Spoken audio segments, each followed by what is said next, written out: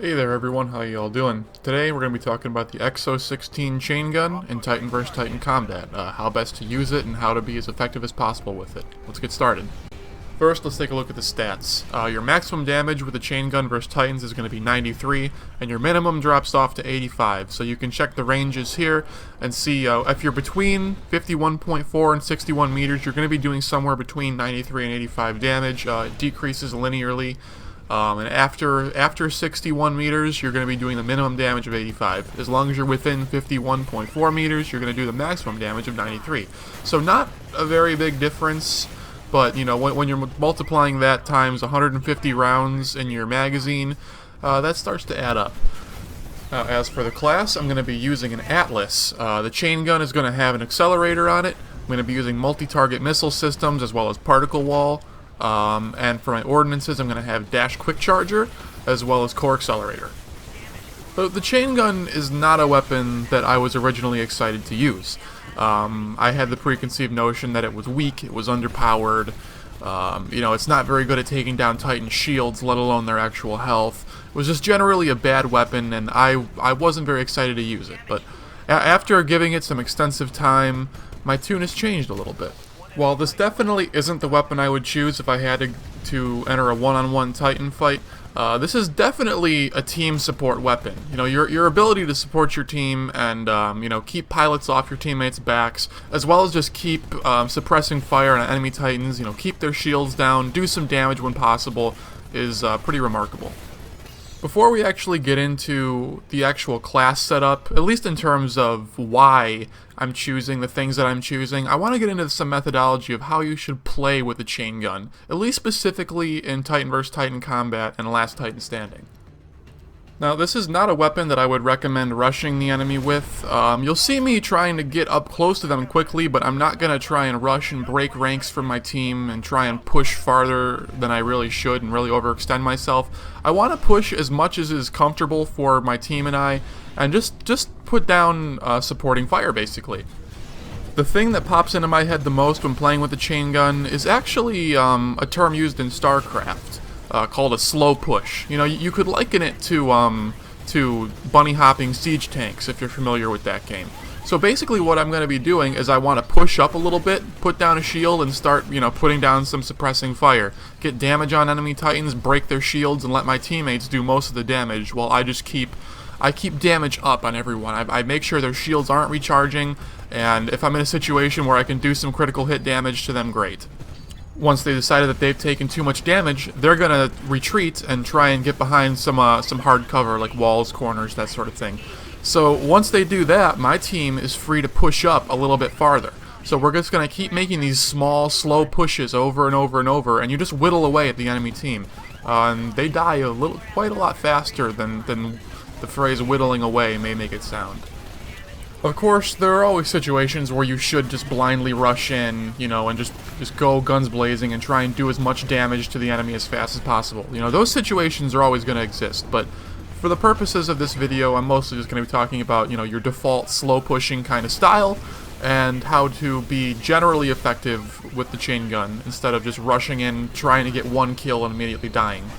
With that said, now we can go back to the methodology of why I chose what I chose for this class. First off, we're going to be looking at the actual Chaingun. Why did I choose the accelerator instead of extended mags? Well, it goes hand in hand with the slow push that I was just talking about. So we want to be able to ramp up and be able to do more damage with the accelerator, and we want to be able to fire for a more extended period of time than we can with the extended mags. Your actual, you know, if you start holding the trigger down and you time it between extended mags and accelerators are going to be able to put rounds downrange for a lot longer time than the extended mags are able to do.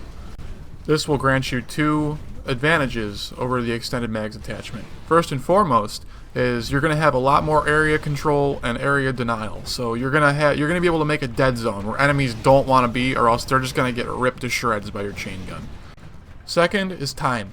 The accelerator Chaingun is going to grant you the ability to hold down an area for a much longer period of time than you would with extended mags. So you don't have to fire it at full auto all the time. You know, you can take bursts and you can slow down your expenditure of ammo, and you can keep suppressing fire on an area for a very long period of time. As for the Atlas, well, we want him for damage core, plain and simple, not much else to it than that. If our slow pushing strategy is a brick house, then particle wall is going to be our mortar. This is going to be your go-to ability, so what you want to do is dash up and start putting down suppressive fire, and as soon as you see your shields start to reach about 25% to 0%, you want to drop that particle wall immediately, and that's going to be your front line. Now, that's going to be the line that your teammates don't pass unless you feel very confident that you can do so successfully. Otherwise, they're just going to stay behind your line and keep putting damage on the enemy and force them to slowly retreat as you slowly push up. We're going to be using the multi-target missile systems because the whole point of this class is punishment.